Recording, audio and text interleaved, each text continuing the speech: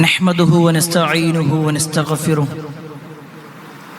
ونعوذ بالله من شرور أنفسنا ومن سيئات أعمالنا من يهده الله فلا مضل له ومن يضلل فلا هادي له وأشهد أن لا إله إلا الله وحده لا شريك له وأشهد أن محمدا عبده ورسوله أرسله بالهدى ودين الحق ليظهره على الدين كله ولو كره المشركون اللهم صل على محمد وعلى آل محمد كما صليت على إبراهيم وعلى آل إبراهيم إنك حميد مجيد اللهم بارك على محمد وعلى آل محمد كما باركت على إبراهيم وعلى آل إبراهيم إنك حميد مجيد يا أيها الذين آمنوا اتقوا الله حق تقاته ولا تموتن إلا وأنتم مسلمون أما بعد فإن خير الحديث كتاب الله وخير الهدي هدي محمد صلى الله عليه وسلم وشر الأمور محدثاتها وكل محدثة بدعة وكل بدعة ضلالة وكل ضلالة في النار أعوذ بالله من الشيطان الرجيم بسم الله الرحمن الرحيم قل إن صلاتي ونسكي ومحياي ومماتي لله رب العالمين يا أيها الناس أوصيكم وإياي أولا بتقوى الله. ഏറെ സ്നേഹധനീയരായ സത്യവിശ്വാസികളെ, സഹോദരന്മാരെ, സഹോദരിമാരെ, രക്ഷിതാക്കളെ, അള്ളാഹുവിൻ്റെ വിധിവിലക്കൽ അനുസരിച്ചുകൊണ്ടും പ്രവാചകൻ സല്ലല്ലാഹു അലൈഹി വസല്ലമയുടെ ജീവിതചര്യ പിൻപറ്റിക്കൊണ്ടും ജീവിക്കണമേ എന്ന് ആദ്യമായി എന്നോടും തുടർന്ന് നിങ്ങൾ ഓരോരുത്തരോടും ഉണർത്തുകയാണ്, വസിയ്യത്ത് ചെയ്യുക. ഒരു സമൂഹമായി ജീവിക്കുന്ന നമ്മെ സംബന്ധിച്ചിടത്തോളം എല്ലാവരുടെയും ഇഷ്ടവും പരിഗണനയും നമ്മൾ ആഗ്രഹിക്കാറുണ്ട്. ഒരു കുടുംബം എന്ന നിലക്ക് നമ്മുടെ ഭാര്യയുടെ, ഉമ്മയുടെ, വാപ്പയുടെ, സഹോദരങ്ങളുടെ എല്ലാവരുടെയും ഇഷ്ടം നമ്മൾ ആഗ്രഹിക്കുന്നു. ഒരു സമൂഹത്തിലേക്ക് കൂടി ഒന്ന് വികസിക്കുകയാണെങ്കിൽ അയൽവാസികളുമായി നല്ല ഒരു ബന്ധമുണ്ടാവണം. നമ്മുടെ പരിചയക്കാരുമായി, നമ്മുടെ സുഹൃത്തുക്കളുമായിട്ടെല്ലാം എല്ലാവരും എന്നെ ഇഷ്ടപ്പെടുന്നൊരവസ്ഥ. അതിലേറെ ഒരു വിശ്വാസി എന്ന നിലക്ക് അള്ളാഹുവിൻ്റെയും റസൂലിൻ്റെയും സല്ലല്ലാഹു അലൈഹി വസല്ലം അവരുടെ എല്ലാം ഇഷ്ടമുണ്ടാവണമെന്നും നമ്മൾ ആഗ്രഹിക്കാം. എന്നാൽ പലപ്പോഴും ചിലരുടെ ഇഷ്ടം നോക്കുന്ന സമയത്ത് മറ്റു പലരുടെ ഇഷ്ടങ്ങൾ നമുക്ക് നഷ്ടപ്പെടാറാണ് പതിവ്. നമ്മുടെ ഉമ്മയുടെ, വാപ്പയുടെ ഒക്കെ ഇഷ്ടത്തിലേക്ക് നമ്മൾ നീങ്ങുമ്പോൾ അള്ളാഹുവിൻ്റെയും റസൂലിൻ്റെയും ഇഷ്ടം നമ്മൾ അവഗണിക്കും. ഒരു പക്ഷേ അള്ളാഹും റസൂലും പറഞ്ഞതിലേക്ക് പോകുമ്പോൾ രക്ഷിതാക്കൾ നമ്മൾ ഇന്ന് അകന്നു പോകുന്നൊരവസ്ഥയും കാണാറാണ്.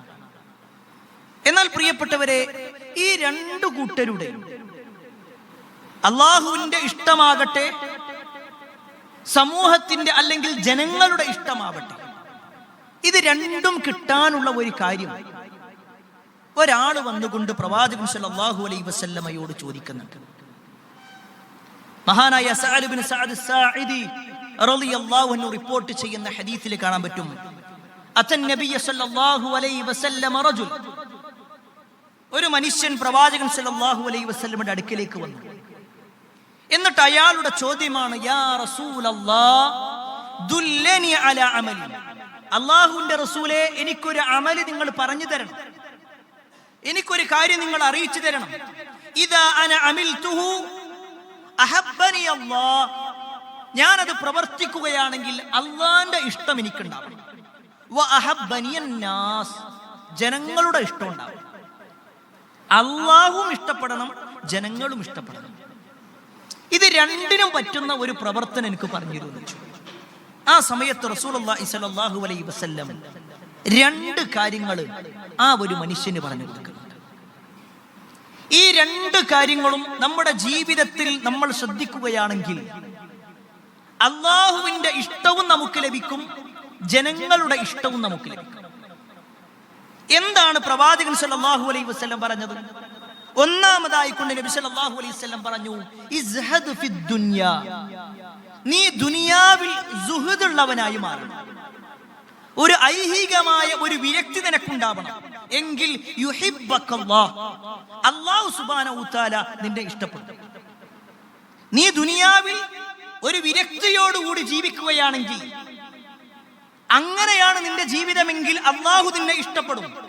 വീണ്ടും നബി സല്ലല്ലാഹു അലൈഹി വസല്ലം പറയാണ്, വസ്ഹദ് ഫീ മാ ഫീ ഐദിൻ നാസ്, ജനങ്ങളുടെ കൈകളിലുള്ളതിനോട് നീ അതൃപ്തി കാണിക്കുകയാണെങ്കിൽ, അതിനോടൊരു വിരക്തിയാണെങ്കിൽ, യുഹിബ്ബുക, ആ ജനങ്ങളും നിന്നെ ഇഷ്ടപ്പെടും.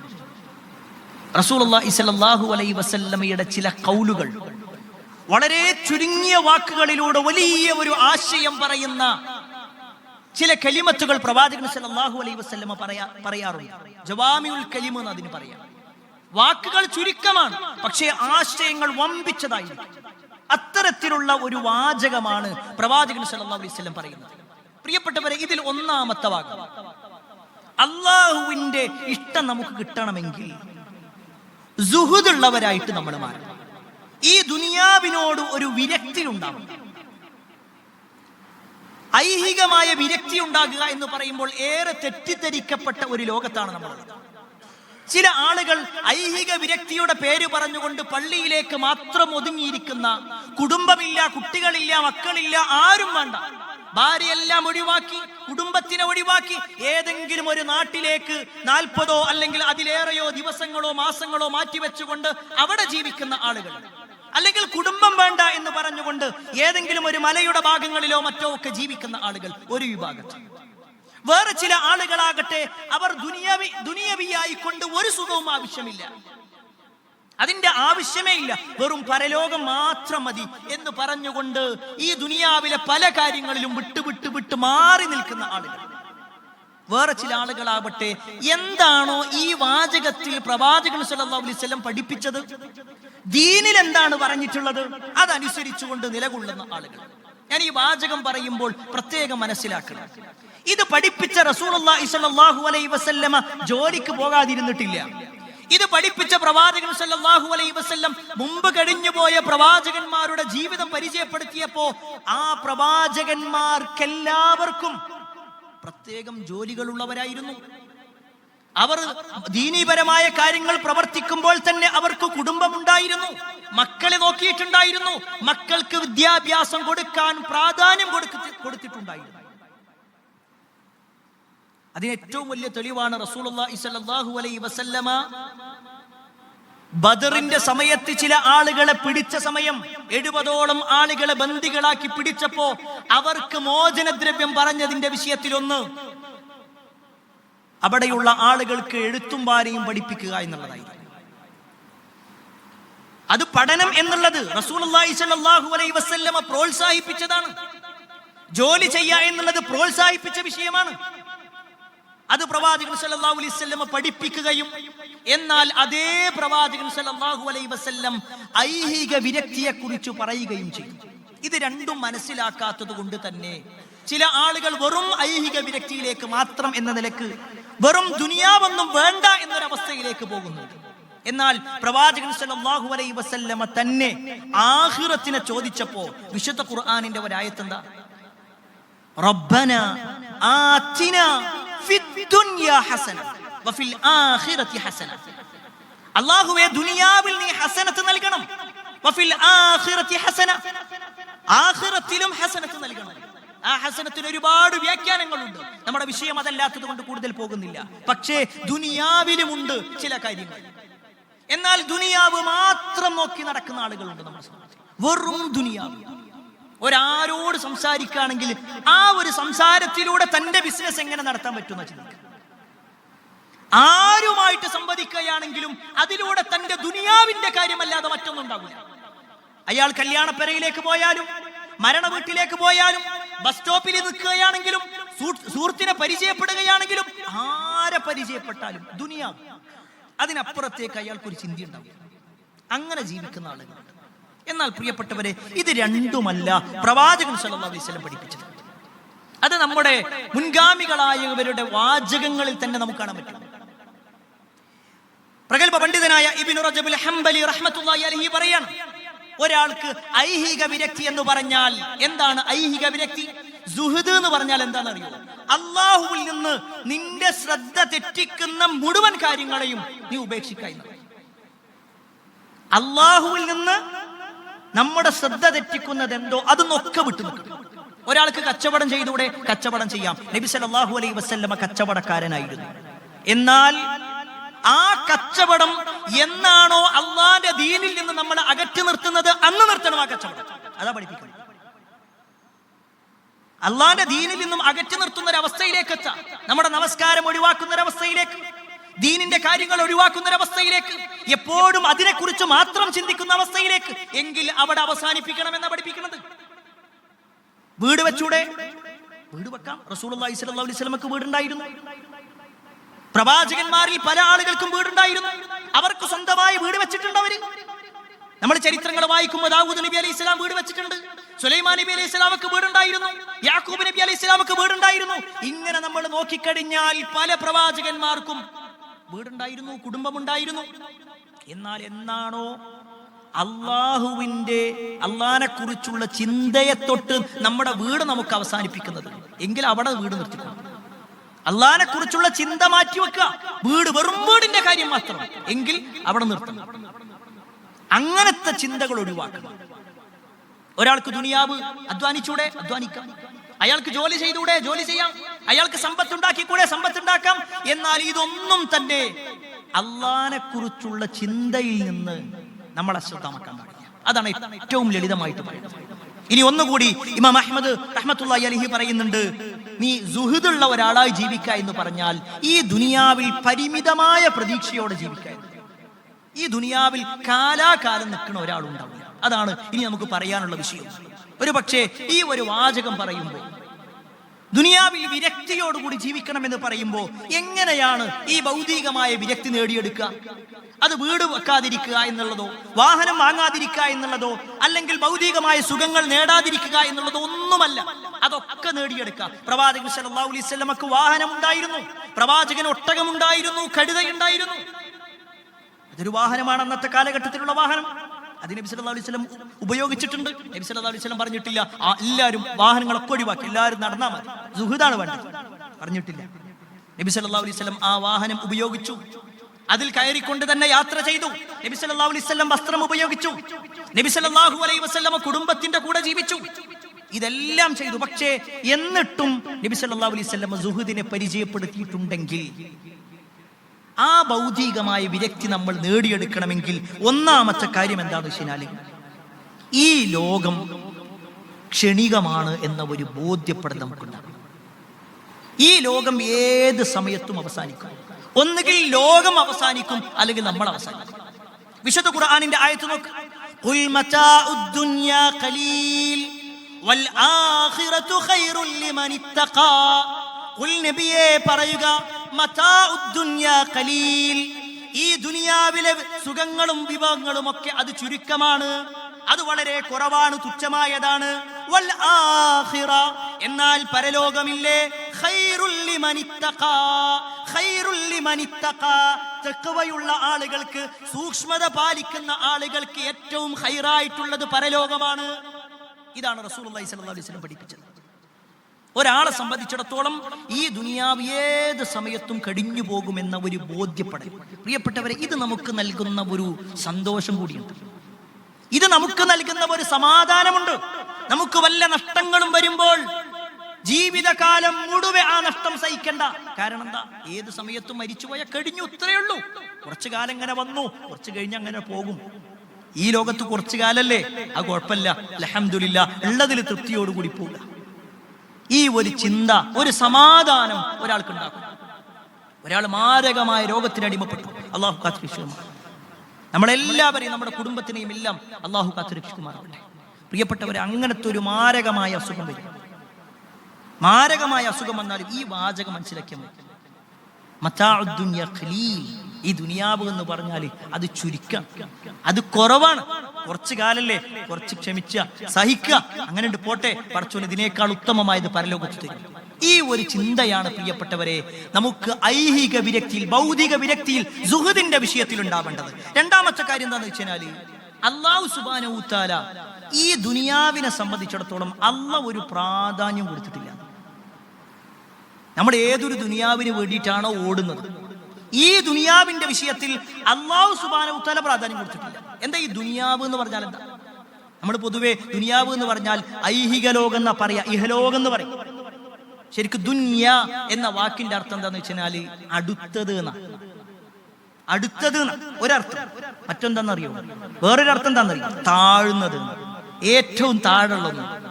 അല്ല ഒരു പ്രാധാന്യം കൊടുക്കാത്തത്. ധന എന്നുള്ളതിനെ അടുപ്പിച്ചു എന്നുള്ളൊരു അർത്ഥമുണ്ട്. എന്ന് തുടങ്ങുന്ന ആയത്ത് നമ്മൾ കേട്ടിട്ടുണ്ടാകും. അടുത്തു. ഈ ദുനിയാവ് അടുത്ത് നിൽക്കുന്നതാ, നമ്മുടെ ജീവിതവുമായി അടുത്തു നിൽക്കുന്നു. പക്ഷേ വൽ ആഖിറ, പരലോകം, അതാണ് ശരിക്കും ശാശ്വതമായിട്ടുള്ളത്, പരലോകം. ഈ ദുനിയാവിന് അല്ലാഹു സുബ്ഹാനഹു വ തആല ഒരു പ്രാധാന്യം കൊടുത്തിട്ടില്ല. അത് റസൂലുള്ളാഹി സ്വല്ലല്ലാഹു അലൈഹി വസല്ലം പറഞ്ഞത് എങ്ങനെയെന്ന് അറിയാം? ഒരു ദിവസം പ്രവാചകൻ സല്ലല്ലാഹു അലൈഹി വസല്ലം മദീനയിലെ അങ്ങാടിയിലേക്ക് ഇങ്ങനെ വരിക. നബി സല്ലല്ലാഹു അലൈഹി വസല്ലമയുടെ രണ്ടു ഭാഗത്തും സഹാബിമാരുണ്ട്. നബി ഇങ്ങനെ നടുവിൽ നിൽക്കുന്നു, രണ്ടു ഭാഗത്തും സഹാബത്തുണ്ട്. ഇങ്ങനെ ഒരുമിച്ച് ഇങ്ങനെ നടന്നു വരിക. ആ സമയത്ത് നോക്കുമ്പോണ്ട് ഒരാട് ചത്ത് കിടക്കുന്നുണ്ട്.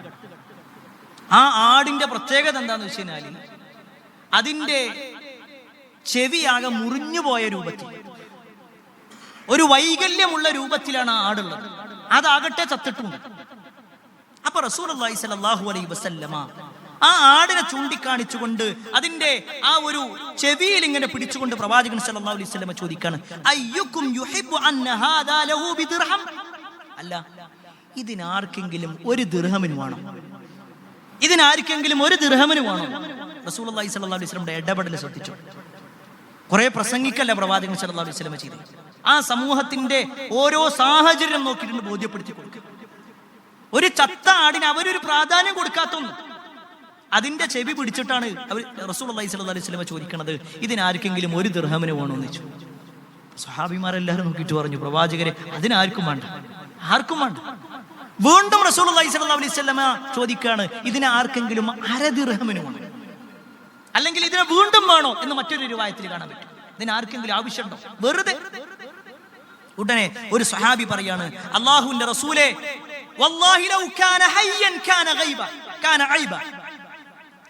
അല്ലാഹുവാണ് സത്യം, അല്ലാഹുവിന്റെ റസൂലേ, അത് ജീവിച്ചിരിക്കുന്ന സമയത്ത് തന്നെ അതിന് പോരായ്മകളുണ്ട്. അതിന്റെ ചെവിയൊക്കെ മുറിഞ്ഞിട്ടില്ലേ, അതിനൊരുപാട് വികലാംഗനാണത്, ഒരുപാട് കുറവുകളുണ്ട് അത്. പിന്നെ ചത്തു കഴിഞ്ഞ പിന്നെ ആർക്കും അതിനെ ആവശ്യമുള്ളത്? അതിനാർക്കും വേണ്ട. അപ്പൊ റസൂലുള്ളാഹി സ്വല്ലല്ലാഹു അലൈഹി വസല്ലം പറയാണ്, ഫവല്ലാഹി ഫവല്ലാഹി, അല്ലാഹുവാണ് സത്യം, ലദ്ദുനിയ അഹ്വനു അലല്ലാഹി മിൻ ഹാദാ അലൈക്കും. ഈ ഒരു ആടിന് നിങ്ങൾ കൊടുക്കുന്ന ഒരു പ്രാധാന്യം ഉണ്ടല്ലോ, അതുപോലും അല്ലാഹ് ഈ ദുനിയാവിൽ കൊടുക്കണില്ല. ഈ ആടിന്റെ വിഷയത്തിൽ നിങ്ങൾ എന്താ ഇത് വേണ്ടാന്നാ പറയുന്നത്? ഒരാവശ്യമല്ല, ഒരു പരിഗണനയും വേണ്ടാന്ന. എന്നാൽ ആ ഒരു പരിഗണന പോലും അല്ലാഹ് ഈ ദുനിയാവിൽ കൊടുത്തിട്ടില്ല. സുബ്ഹാനല്ലാഹ്. എന്നാ പ്രിയപ്പെട്ടവരെ, ഈ ചത്ത ആടിന് നമ്മളൊരു പ്രാധാന്യം കൊടുക്കും, നമ്മൾ കൊടുക്കും ഇല്ലല്ലോ. എന്നാൽ ഈ ദുനിയാവിന്റെ വിഷയത്തിലോ? എന്തിനാ ജ്യേഷ്ഠനും അനിയനും തെറ്റിയത്? എന്തിനാ വാപ്പയും മകനും തെറ്റിയത്? എന്തിനാ അയൽവാസികൾ തമ്മിൽ പിടക്കണ്ടായത്? എന്തിനാ കാലങ്ങളായി മിണ്ടാതിരിക്കുന്നത് പലരും? ദുനിയാവിന്റെ വിഷയത്തില, പരലോകത്തിന്റെ കാര്യത്തിലല്ല, പരലോകത്തിന്റെ വിഷയത്തിലേ അല്ല, ഒക്കെ ദുനിയാവുമായി ബന്ധപ്പെട്ടിട്ട്. എന്നാൽ ഈ ദുനിയാവിന്റെ വിഷയത്തിൽ അല്ലാഹ് ഒരു പ്രാധാന്യം കൊടുത്തിട്ടില്ല എന്നാണ് റസൂലുള്ളാഹി സ്വല്ലല്ലാഹു അലൈഹി വസല്ലം പറയുന്നത്. ഇനി മൂന്നാമത്തെ ഒരു വിഷയം എന്താണെന്ന് വെച്ചാൽ, ഭൗതികമായ വിരക്തി നമുക്ക് നേടിയെടുക്കണമെങ്കിൽ പരലോകമാണ് നമ്മുടെ ജീവിതത്തിലെ ഏറ്റവും വലിയ ലക്ഷ്യം ഉണ്ടാകുന്നത്. ഈ വാചകം പ്രിയപ്പെട്ടവരെ നമ്മൾ വളരെ ശ്രദ്ധയോടുകൂടി മനസ്സിലാക്കണം. പരലോകമാണ് ഒരു വിശ്വാസി ലക്ഷ്യം വെക്കുന്നത്. അങ്ങനെ ലക്ഷ്യം വെക്കുകയാണെങ്കിൽ അവന്റെ ദുനിയാവ് കൂടി അല്ലാഹു നന്നാക്കും. ഇത് പല ആളുകൾക്കുള്ള പ്രശ്നമാണ്. എന്ത് ചെയ്യുമ്പോഴും അതുകൊണ്ട് ക്ലിയർ ആവും. എന്ത് നോക്കുന്ന സമയത്തും എവിടെയെങ്കിലും ഒക്കെ ആയിട്ടുണ്ട് തടസ്സം നിൽക്കും. നമ്മൾ പറയും എന്താ അത് ശരിയാവുന്നില്ല. വീടിന്റെ കാര്യത്തിന് വേണ്ടി ഇറങ്ങി, പക്ഷേ ആ പേപ്പർ വർക്ക് ശരിയാവുന്നില്ല. ജോലിന്റെ കാര്യത്തിന് വേണ്ടി ഇറങ്ങി, എത്ര ഇന്റർവ്യൂ ചെയ്തിട്ടും അത് ക്ലിയർ ആവുന്നില്ല. ഇങ്ങനെ എന്തെല്ലാം കാര്യങ്ങൾ തുടങ്ങി വെക്കുന്നു, അതിലെല്ലാത്തിലും ഒരു തടസ്സം ഇങ്ങനെ നിൽക്കാം. എങ്ങനെ കേട്ടോ റസൂലുള്ളാഹി സ്വല്ലല്ലാഹു അലൈഹി വസല്ലം പറഞ്ഞ ഈ വാചകത്തിൽ നമ്മൾ ഉണ്ടോ? നബി സല്ലല്ലാഹു അലൈഹി വസല്ലം പറയാണ്, മൻ കാനത്തിൽ ആഖിറതു ഹമ്മഹു ജഅലല്ലാഹു ഗിനാഉ ഫീ ഖൽബിഹി. ആരെങ്കിലും പരലോകമാണ് ലക്ഷ്യമാക്കിയിട്ടുള്ളതെങ്കിൽ, അവന്റെ ഏറ്റവും വലിയ ലക്ഷ്യം, അവന്റെ ഏറ്റവും വലിയ ആഗ്രഹം അത് പരലോകത്തിലുള്ളതാണെങ്കിൽ, ജഅലല്ലാഹു ഗിനാഉ ഫീ ഖൽബിഹി, അല്ലാഹു അവന്റെ ഹൃദയത്തിൽ ഒരു ഐശ്വര്യം ഉണ്ടാക്കി കൊടുക്കും. വജമഅ ലഹു ശംലഹു വജമഅ ലഹു ശംലഹു, അവന്റെ എല്ലാ കാര്യങ്ങളും അല്ലാഹു അങ്ങനെ ഒരുമിപ്പിച്ചു കൊടുക്കും. വിട്ടു പോയ കാര്യങ്ങളൊക്കെ അവനക്ക് അല്ലാഹു അങ്ങനെ ചേർത്ത് വെച്ചു കൊടുക്കും. ഓനൊന്നും ചെയ്യണം, എല്ലാം അല്ലാഹു അവനെ ഏൽപ്പിച്ചു കൊടുക്കുക. എല്ലാം അവനിലേക്ക് അല്ലാഹു അങ്ങനെ ചേർത്ത് വെക്കും. എന്നിട്ട് അല്ലാഹുവിന്റെ റസൂൽ സല്ലല്ലാഹു അലൈഹി വസല്ലം പറയാണ്, വഅതതുഹു ദുനിയാ വഹിയ റാഗിമ. സുബ്ഹാനല്ലാഹ്, ആ വാചകം നോക്കിക്കട്ടോ. റസൂലുള്ളാഹി സ്വല്ലല്ലാഹു അലൈഹി വസല്ലം പറയാണ്, ദുനിയാവ് അവന്റെ പിന്നിൽ അടങ്ങി ഒതുങ്ങി ഇങ്ങനെ വന്നോണ്ടിരിക്കും. ദുനിയാവ് അവന്റെ പിന്നിലേക്ക് വരും. അവൻ പോകണ്ട, ദുനിയാവ് അന്വേഷിച്ചുകൊണ്ട് അവൻ പോകേണ്ടതില്ലേ ഇല്ല. അവന്റെ അടുക്കിലേക്ക് ദുനിയാവ് ഇങ്ങോട്ട് വരും. ഒരിക്കൽ പോലും കളവ് പറയാത്ത മുഹമ്മദ് മുസ്തഫ സ്വല്ലല്ലാഹു അലൈഹി വസല്ലമയുടെ വാചകം. ഒരാള് പരലോകം ലക്ഷ്യമാക്കി ജീവിക്കുകയാണെങ്കിൽ, പരലോകം ലക്ഷ്യമാക്കി ജീവിക്കാണോ, ഓന്റെ അടുക്കൽ ദുനിയാവ് എന്തെല്ലാം ഉണ്ടോ അതൊക്കെ അടങ്ങി ഒതുങ്ങി ഓന്റെ അടുത്തേക്ക് ഇങ്ങനെ വന്നുകൊണ്ടിരിക്കും. ഇതിന്റെ ബാക്കി കൂടി കേട്ടോ. വമൻ കാനത്തി ദുനിയാ ഹമ്മഹു, ആരെങ്കിലും ഈ ദുനിയാവാണ് അവന്റെ ഏറ്റവും വലിയ ലക്ഷ്യം, എന്ത് ചിന്തിക്കുമ്പോഴും ദുനിയാവ് മാത്രമാണ് അവനുള്ളതെങ്കിൽ, ദുനിയാവിലെ ചിന്ത മാത്രമാണ് അവനുള്ളതെങ്കിൽ, ജഅലല്ലാഹു ഫഖറഹു ബൈന ഐനൈ, അവന്റെ രണ്ട് കണ്ണുകൾക്കിടയിൽ അഥവാ അവന്റെ മുന്നിൽ ഇങ്ങനെ ഫഖറിനെ വെച്ചു കൊടുക്കും, ദാരിദ്ര്യം ഇങ്ങനെ വെച്ചു കൊടുക്കും. എത്ര അധ്വാനിച്ചു കഴിഞ്ഞാലും കിട്ടണത് 20,000, ചെലവ് 25,000. എല്ലാത്തിലും അയാൾക്ക് പ്രശ്നമായിരിക്കും. റസൂലുള്ളാഹി സ്വല്ലല്ലാഹു അലൈഹി വസല്ലം വാചകം, ജഅലല്ലാഹു ഫഖറഹു ബൈന ഐനൈ, അവന്റെ കണ്ണുകൾക്കിടയിൽ അല്ലാഹു സുബ്ഹാനഹു വ തആല ദാരിദ്ര്യം വെക്കും. വഫറഖ അലൈഹി ശംലഹു, അവന്റെ കാര്യങ്ങളൊക്കെ അതിങ്ങനെ അകന്നകന്ന് പോകുന്നൊരവസ്ഥയുണ്ടാകും. എല്ലാത്തിലും ഒരു ഭിന്നിപ്പുണ്ടാകും. വലം യഅതിഹി മിനദ് ദുനിയാ ഇല്ലാ മാ ഖുദ്ദിറ ലഹു, എന്താണോ അല്ലാഹു അവന് വിധിച്ചത് അത് ദുനിയാവിൽ നിന്ന് അവന് കുറച്ച് മാത്രം എനിക്ക് കിട്ടും, വേറൊന്നും ഉണ്ടാവില്ല. കുറച്ച് മാത്രം എന്തെങ്കിലുമൊക്കെ കിട്ടിയില്ല. നമ്മളൊന്ന് ആലോചിച്ച് എത്ര സുന്ദരമായിട്ടാണ് റസൂലുള്ളാഹി സ്വല്ലല്ലാഹു അലൈഹി വസല്ലമ ഈ ദുനിയാവും പരലോകവും വർണ്ണിച്ചു തരുന്നത്. പ്രിയപ്പെട്ടവർ, ഇനി നമ്മൾ സ്വയം പരിശോധിക്കാം. നമ്മുടെയൊക്കെ ജീവിതം ശരിക്ക് ഈ ദുനിയാവിന് വേണ്ടി ഇങ്ങനെ ഓടി ഓടി ഓടി നമ്മളിങ്ങനെ കുഴഞ്ഞിരിക്കുക എന്നല്ലാതെ വല്ലതും നേടിയെടുക്കാൻ പറ്റിയിട്ടുണ്ട്? ഞാൻ ആരെയും കുറ്റപ്പെടുത്താൻ വേണ്ടി പറയല്ല. എത്ര കാലമായി ഓടാൻ തുടങ്ങിയിട്ട്. നമ്മൾ ഓടണ്ട എന്നല്ല, നമ്മൾ പരിശ്രമിക്കണ്ട എന്നല്ല. പക്ഷേ ഈ ദുനിയാവിനേക്കാൾ നമ്മൾ പരലോകത്തിന് പ്രാധാന്യം കൊടുക്കുകയാണെങ്കിൽ ഒരു പക്ഷേ നമ്മൾ നേടിയെടുക്കേണ്ടതെല്ലാം എന്നോ അല്ലാഹു സുബ്ഹാനഹു വ തആല നമ്മളിലേക്ക് എത്തിച്ചിട്ടുണ്ട്. എന്നോ റബ്ബ് തരും. കാരണം അത് തരാൻ കഴിവുള്ളവനാണ് അല്ലാഹ്. ഇനി ഒന്നുകൂടി ഇതിലേക്ക് ചേർത്ത് വെച്ചുകൊണ്ട് മനസ്സിലാക്കിക്കോ, റസൂലുള്ളാഹി സ്വല്ലല്ലാഹു അലൈഹി വസല്ലം പറഞ്ഞൊരു വാചകം, ഈ ദുനിയാവിൽ നിങ്ങളൊരു വഴിയാത്രക്കാരനെ പോലെ ജീവിച്ചു. കുൻ ഫി ദുനിയാ കഅന്നക ഗരീബ് ഔ ആബിർ സബീൽ. നബി സല്ലല്ലാഹു അലൈഹി വസല്ലം അബ്ദുല്ലാഹി ഇബ്നു ഉമർ റളിയല്ലാഹു അൻഹുമയുടെ തോളിൽ ഇങ്ങനെ കൈവച്ചുകൊണ്ട് നബി സല്ലല്ലാഹു അലൈഹി വസല്ലം കൊടുത്തൊരു ഉപദേശം, നീ ദുനിയാവിൽ ഒരു വഴിയാത്രക്കാരനെ പോലെ അങ്ങനെ നീ ജീവിച്ചു, ഒരു അപരിചിതനെ പോലെ ജീവിച്ചു. ഏറ്റവും ലളിതമായിട്ടൊരു ഉദാഹരണം പറയാം. നമ്മൾ ഇവിടുന്ന് കോഴിക്കോട്ടേക്ക് പോകുമെന്ന് വിചാരിച്ചു. ആലത്തൂരിൽ നിന്ന് കോഴിക്കോട്ടേക്ക് നേർക്ക് നേരെ ബസ്സൊന്നുമില്ല. ഒന്നുകിൽ ട്രെയിനിലാണെങ്കിലും ഒരു പക്ഷേ നമ്മൾ ഒലോക്കോട് പോകേണ്ടി വരും.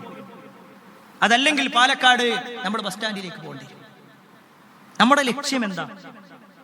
കോഴിക്കോട് എത്തണം.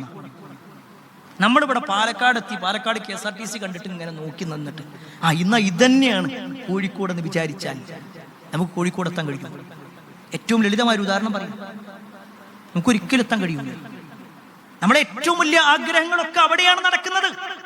എങ്കിൽ ഇവിടെ നിന്നുകൊണ്ട് ഈ ദുനിയാവിന്റെ പളപളപ്പ് കണ്ടുകൊണ്ട്, ഇവിടെയുള്ള സൗകര്യങ്ങളെ കണ്ടിട്ട്, ഇവിടെയുള്ള അലങ്കാരങ്ങളെ കണ്ടിട്ട് അതിൽ വീണു പോണ്ട.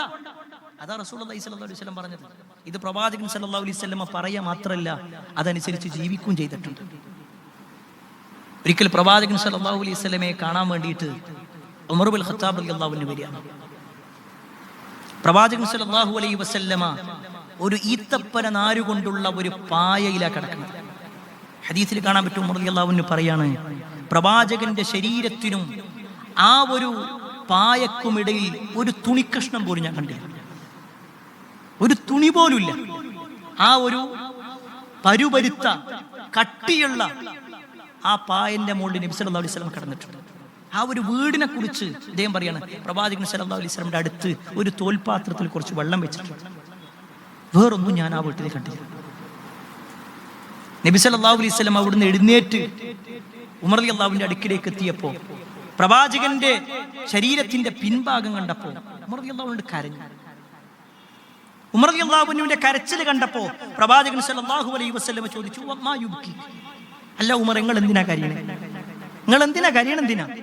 അപ്പൊ പറഞ്ഞു, അള്ളാഹിന്റെ റസൂലേ, കിസ്റയും കൈസ്റയും വലിയ രാജാക്കന്മാർ, എന്തെല്ലാം സൗകര്യങ്ങൾ അവർക്കുള്ളത്.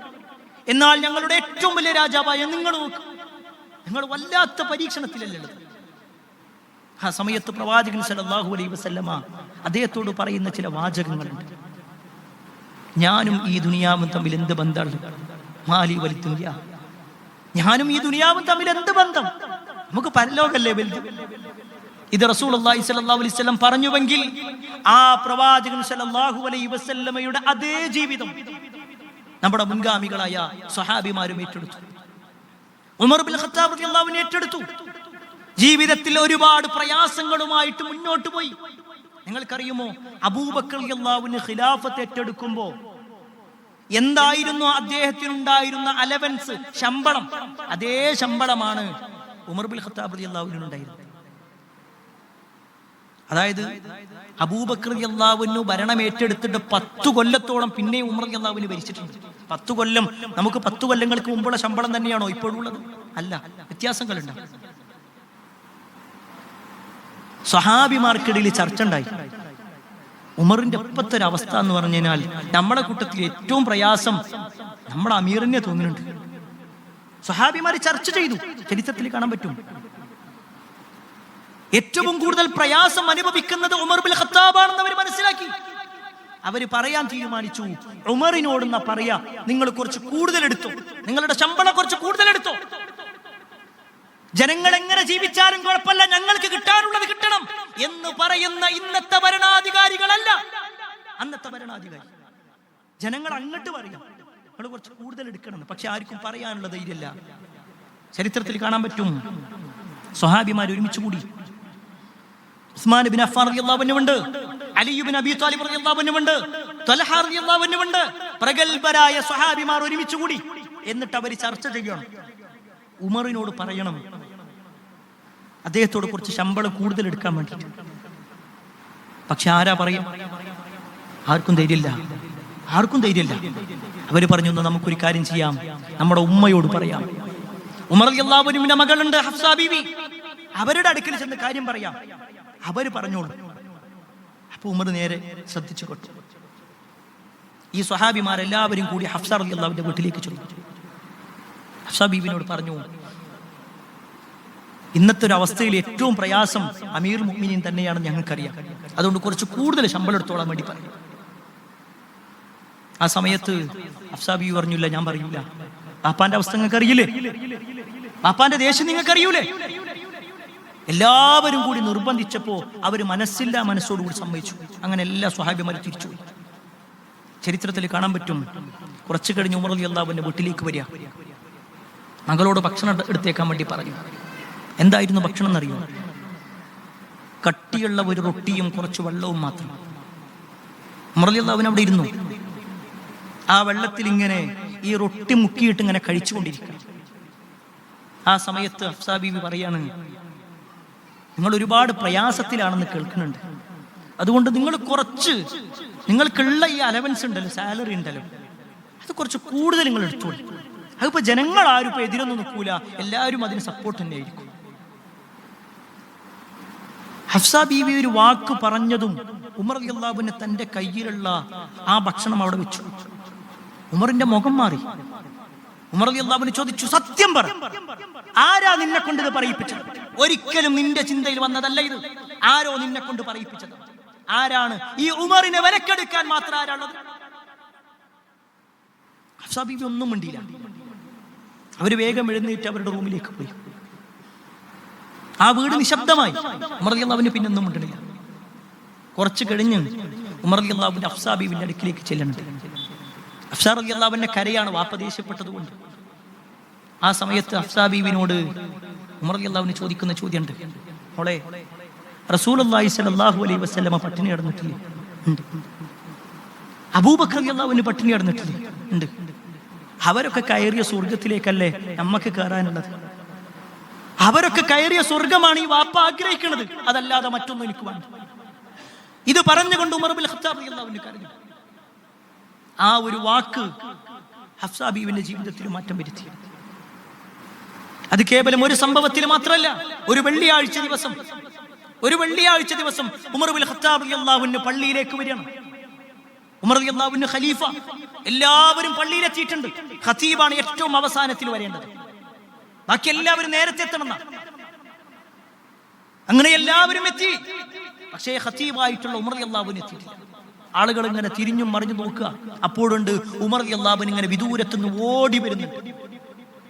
ചരിത്രത്തിൽ കാണാൻ പറ്റും, അദ്ദേഹത്തിന്റെ വസ്ത്രം ഇങ്ങനെ കൂട്ടിപ്പിടിച്ചില്ല, വേഗത കിട്ടാൻ വേണ്ടി.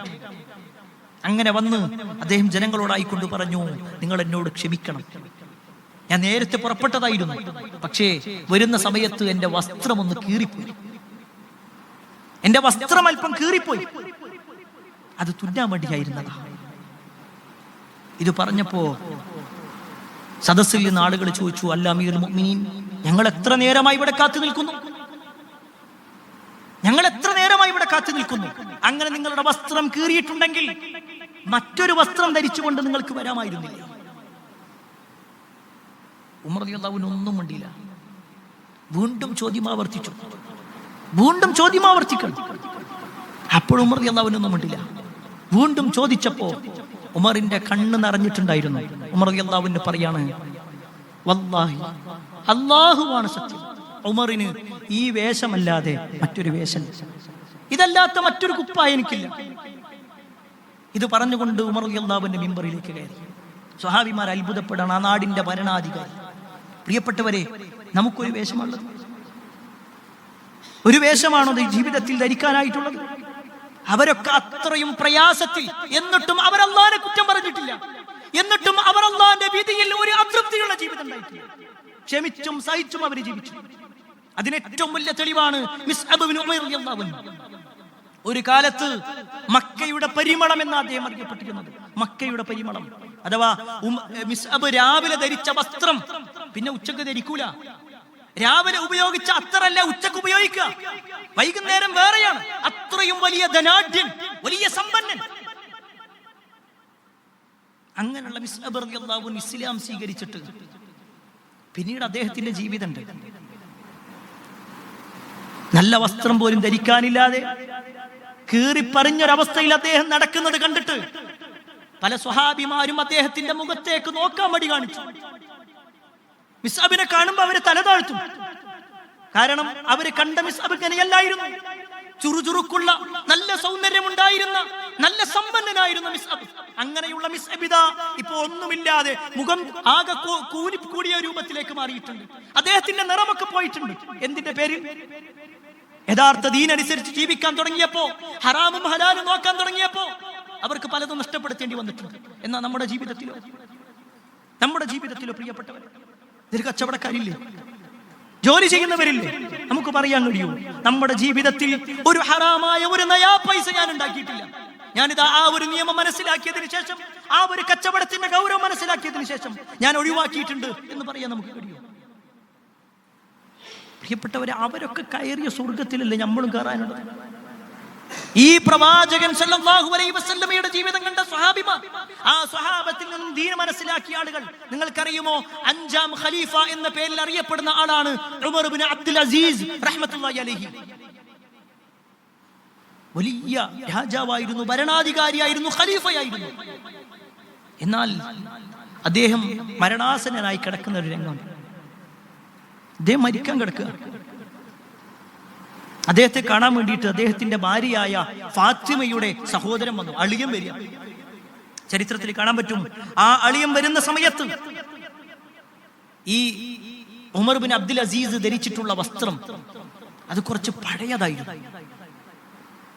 ഇത് കണ്ടപ്പോ അളിയനായിട്ടുള്ള മസ്ലമ പറയാണ്, തന്റെ പെങ്ങളോട് പറയാണ്, ആ വസ്ത്രം ഒന്ന് മാറ്റിക്കൊടുക്ക, ആളുകൾ വരുന്നല്ലേ, അദ്ദേഹത്തെ കാണാൻ വേണ്ടി എത്ര ആളുകൾ വരും, അയൽ രാജ്യങ്ങളിൽ നിന്ന് വരെ ആളുകൾ വരും.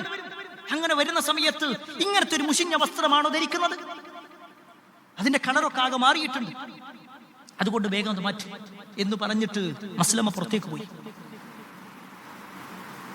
ചരിത്രത്തിൽ കാണാൻ പറ്റും, കുറച്ച് കഴിഞ്ഞിട്ട് ഈ മസ്ലമ വീണ്ടും വരിക. മസ്ലമ വീണ്ടും വന്ന് നോക്കുമ്പോൾ അതേ വസ്ത്രം തന്നെയാണ് ഉമർ ബിൻ അബ്ദുൽ അസീസ് ധരിച്ചിട്ടുള്ളത്. അദ്ദേഹം ചോദിച്ചു, എന്താ വസ്ത്രം എന്താ മാറ്റാത്ത? ഫാത്തിമ ഒന്നും പറഞ്ഞില്ല, പെങ്ങളൊന്നും പറയുന്നില്ല.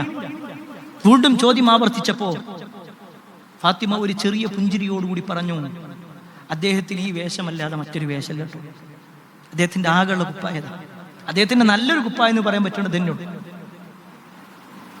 അവരൊക്കെ പ്രിയപ്പെട്ടവരെ, ഈ ദുനിയാവിന്റെ കാര്യത്തിൽ അവർ കണ്ട ഒരു രംഗമുണ്ട്. അവരുടെ ജീവിതത്തിൽ ഈ ദുനിയാവ് തന്നെയാണ് ജീവിതം എന്നല്ല അവർ വിചാരിച്ചിട്ടുള്ളത്. അങ്ങനെയായിരിക്കണം ഒരു വിശ്വാസി. അപ്പോഴാണ് അള്ളാന്റെ അടുക്കൽ നിന്നുള്ള ഒരു സ്നേഹം ഉണ്ടാകുള്ളൂ. ഇനി രണ്ടാമത്തെ ഒരു വിഷയമാണ്, ജനങ്ങളുടെ സ്നേഹം എങ്ങനെ കിട്ടും? ജനങ്ങളുടെ സ്നേഹം എങ്ങനെ കിട്ടും? അത് റസൂലുള്ളാഹി സ്വല്ലല്ലാഹു അലൈഹി വസല്ലം പറയാണ്, ജനങ്ങളിൽ നിന്ന് നിങ്ങൾ ഒന്നും പ്രതീക്ഷിക്കാതിരിക്കുക, ഒന്നും നിങ്ങൾ ആഗ്രഹിക്കുക. അങ്ങനത്തെ ഒരു ജീവിതം. ഇന്ന് ഒരു പക്ഷേ പല ആളുകളുടെയും വ്യക്തിബന്ധങ്ങളൊക്കെ തകരാനുള്ള കാരണം എന്താ? ഞാൻ ചോദിച്ചപ്പോൾ എനിക്ക് പൈസ തന്നില്ല, എന്റെ ഒരു പ്രയാസം കണ്ടിട്ട് എന്നെ സഹായിച്ചില്ല, ഞാൻ ഇത്രയും ബുദ്ധിമുട്ടിലാണെന്ന് അറിഞ്ഞിട്ടും എന്നെ ഒരു ചെറിയ രൂപത്തിൽ പോലും സഹായിച്ചില്ല. ഇതല്ലേ പറയാറുള്ളത്, ബന്ധങ്ങൾ തകരാൻ. എന്നാൽ ഒരു വിശ്വാസി അങ്ങനത്തെ ഒരു പ്രതീക്ഷയും വെക്കൂല. ഒരാരും എന്നെ സഹായിക്കണ്ട, പടച്ചോൻ എന്നെ സഹായിച്ചു. ഒരാളോട് അടുക്കൽ നിന്നും ഒന്നും പ്രതീക്ഷിക്കണ്ട. നിങ്ങൾക്കറിയുമോ, പ്രവാചകൻ സല്ലല്ലാഹു അലൈഹി വസല്ലമയുടെ ജീവിതത്തിൽ ഉണ്ടായ ഒരു സംഭവത്തെ കുറിച്ച് ഔഫ് ബിൻ മാലിക് റളിയല്ലാഹു അൻഹു റിപ്പോർട്ട് ചെയ്യാണ്. ഔഫ് ബിൻ മാലിക് റളിയല്ലാഹു അൻഹു പറയാണ്, ഞങ്ങൾ 7, 8, 9 ആളുകൾ ഉണ്ടായിരുന്നു. അങ്ങനെ ഞങ്ങൾ ഇങ്ങനെ നിൽക്കുന്ന സമയത്ത് പ്രവാചകൻ സല്ലല്ലാഹു അലൈഹി വസല്ലമ ഞങ്ങളോടായിക്കൊണ്ട് പറഞ്ഞു, അലാ തുബായിഊന റസൂലല്ലാഹ്, നിങ്ങൾ അല്ലാഹുവിന്റെ റസൂലിനോട് ബൈഅത്ത് ചെയ്തോ? നിങ്ങൾ അല്ലാഹുവിന്റെ റസൂലിനോട് ബൈഅത്ത് ചെയ്യുന്നില്ലേ? അപ്പൊ അവര് വിചാരിച്ചു, ഞങ്ങൾ ബൈഅത്ത് ചെയ്തിട്ടുണ്ടല്ലോ, ഞങ്ങൾ ഓൾറെഡി മുസ്ലിമാണ്, സഹാബിമാരാണ്. അവര് പറഞ്ഞു, അല്ലാഹുവിന്റെ റസൂലെ ഞങ്ങൾ ബൈഅത്ത് ചെയ്തിട്ടുണ്ട്, ഞങ്ങളിപ്പോ ബൈഅത്ത് ചെയ്തതാണല്ലോ. വീണ്ടും പ്രവാചകൻ സല്ലല്ലാഹു അലൈഹി വസല്ലം അതേ ചോദ്യം ആവർത്തിച്ചു. അപ്പോഴും അവർ പറഞ്ഞു, അല്ലാഹുവിന്റെ റസൂലെ ഞങ്ങൾ ബൈഅത്ത് ചെയ്തിട്ടുണ്ട്, ഞങ്ങൾ യഥാർത്ഥ ദീനിയായിക്കൊണ്ട് ജീവിച്ചു കൊള്ളാമെന്ന് പ്രവാചകന്റെ കൈ പിടിച്ചുകൊണ്ട് ബൈഅത്ത് ചെയ്യാന്ന്, ഒരു ഉടമ്പടി വെക്കാന്ന്, പ്രതിജ്ഞ ചെയ്യാം. വീണ്ടും ചോദിച്ചപ്പോ അദ്ദേഹം പറഞ്ഞു, അല്ലാഹുവിന്റെ റസൂലെ ഞങ്ങൾ ഇതാ ബൈഅത്ത് ചെയ്യാൻ റെഡിയായിരിക്കും. അദ്ദേഹത്തിന്റെ കൈകൾ നീട്ടി. ആ സമയത്ത് റസൂലുള്ളാഹി സ്വല്ലല്ലാഹു അലൈഹി വസല്ലമ ചില ഉപദേശങ്ങൾ കൊടുക്കും. ഒന്നാമത്തെ ഉപദേശം, നിങ്ങൾ അല്ലാഹുവിനെ മാത്രമേ ആരാധിക്കാൻ പാടുള്ളൂ, അല്ലാഹുവിൽ ഒരാളെയും പങ്കു ചേർക്കരുത്, നിങ്ങൾ 5 വക്ത് നമസ്കരിക്കണം, നിങ്ങൾ അനുസരണയുള്ളവരാണ്. ഇത് പറഞ്ഞു. ഇത്രയും പ്രവാചകൻ സല്ലല്ലാഹു അലൈഹി വസല്ലമ കുറച്ച് ശബ്ദത്തിൽ തന്നെ പറഞ്ഞു. ഹദീസിൽ കാണാൻ പറ്റും, വഅസറ കലിമതൻ ഖഫിയ. എന്നിട്ട് പ്രവാചകൻ സല്ലല്ലാഹു അലൈഹി വസല്ലമ ശബ്ദം താഴ്ത്തിക്കൊണ്ട് അവർക്ക് മാത്രം കേൾക്കാൻ പറ്റുന്ന രൂപത്തിൽ പറയാണ്, വലാ തസ്അലുന്നാസ ശൈഅ, വലാ തസ്അലുന്നാസ ശൈഅ. നിങ്ങൾ ജനങ്ങളോട് ഒന്നും ചോദിക്കരുത്, ഒന്നും ജനങ്ങളുടെ അടുക്കൽ ഒന്നും ചോദിക്കുന്ന ഒരവസ്ഥ ഉണ്ടാകരുത്.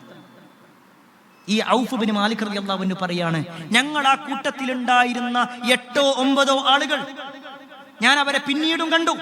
അവരുടെ കയ്യിൽ നിന്ന് അവരുടെ ചാട്ടയൊങ്ങന്ന് താഴേക്ക് വീണാൽ, ചാട്ടവാറ് താഴേക്ക് വീണാൽ അവര് ആ ഒരു വാഹനപ്പുറത്ത് നിന്നിട്ട് അതൊന്നും എടുക്കൂന്ന് പറയൂല, അവരെറങ്ങും എന്നിട്ട് എടുക്കും. കാരണം റസൂലുള്ളാഹി സ്വല്ലല്ലാഹു അലൈഹി വസല്ലം പറഞ്ഞ എന്താ? ആളുകളോട് ഒന്നും ചോദിക്കണ്ട, അല്ലാഹു തരും. അല്ലാഹു തരും. നേരത്തെ പറഞ്ഞ രൂപത്തിൽ അള്ളാഹു ലക്ഷ്യമാക്കിക്കൊണ്ട്, പരലോകം ലക്ഷ്യമാക്കിക്കൊണ്ട് നമ്മൾ ജീവിക്കുകയാണെങ്കിൽ പ്രിയപ്പെട്ടവരെ, അള്ളാഹുവിന്റെ സഹായം എല്ലാ അർത്ഥത്തിലും ഉണ്ടാകും. അങ്ങനെയുള്ള ആളുകളിൽ അള്ളാഹു നമ്മെ ഏവരെയും ഉൾപ്പെടുത്തുമാറാവട്ടെ. അൽഹംദുലില്ലാഹി റബ്ബിൽ ആലമീൻ, വസ്സലാത്തു വസ്സലാമു അലാ റസൂലില്ലാഹി വഅലാ ആലിഹി വഅസ്ഹാബിഹി അജ്മഈൻ. അമ്മാ ബഅദ്. പ്രിയപ്പെട്ട സഹോദരങ്ങളെ, സത്യവിശ്വാസികളെ,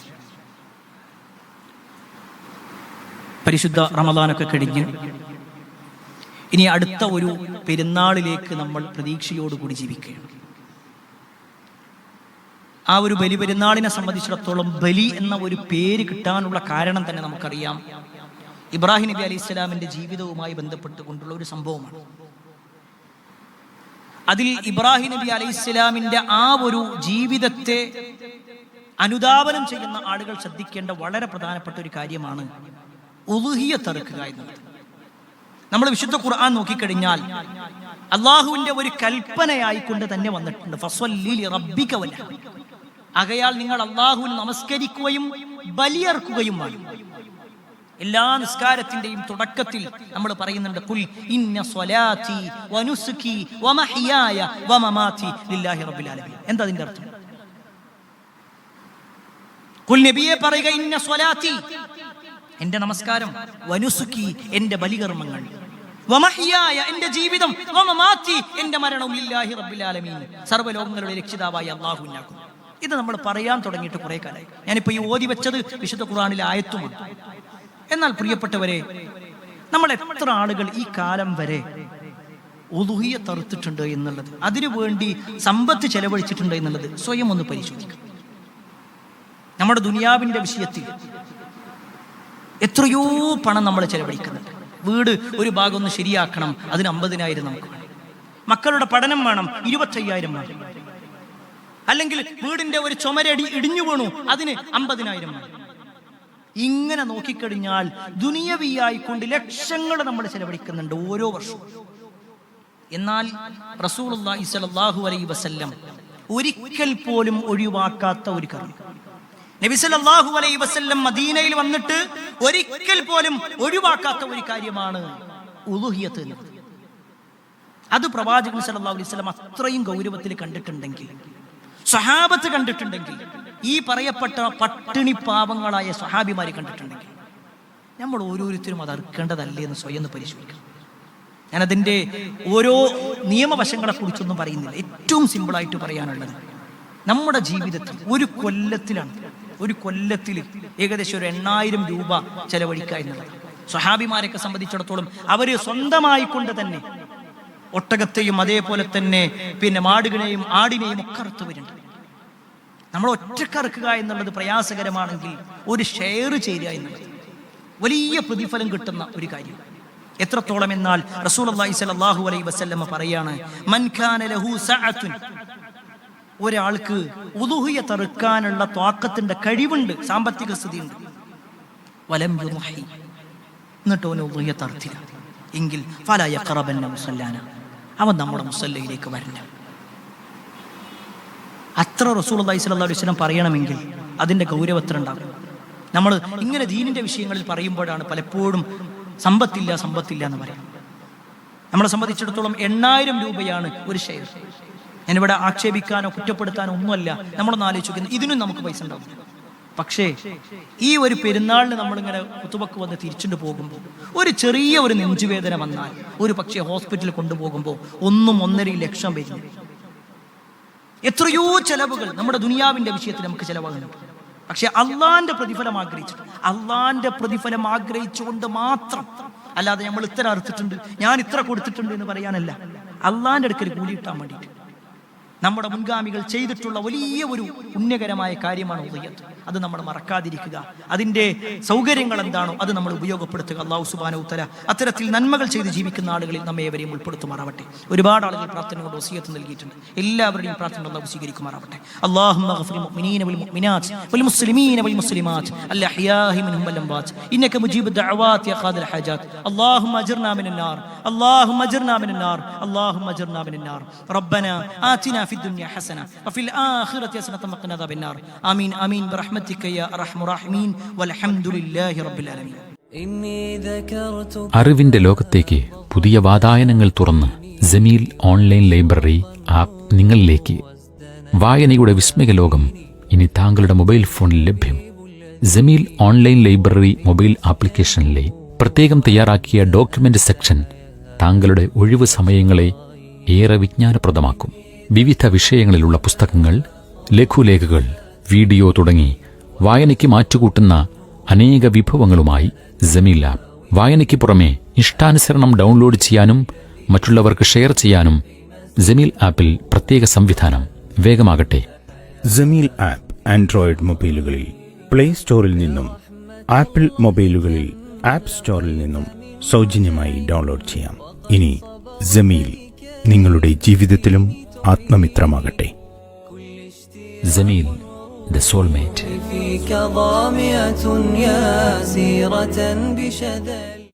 Peace Radio, tuned to reality.